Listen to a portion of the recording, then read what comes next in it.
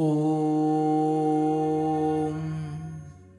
শব্দ যতটা সহজ ততটাই জটিল।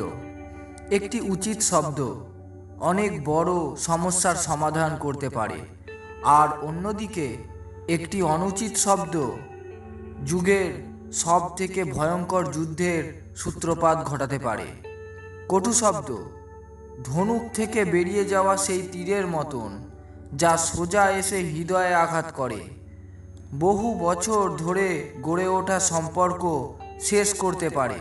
সেই জন্য শব্দের বাণ সর্বদা ভেবেচিন্তে নিক্ষেপ করবেন।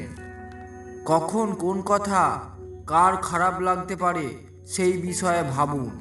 কখনোই কেউ আহত হতে পারে এমন কথা বলবেন না। মনে রাখবেন, যখন অপরকে সুখ দেবেন কেবল তখনই আপনি সুখ লাভ করবেন।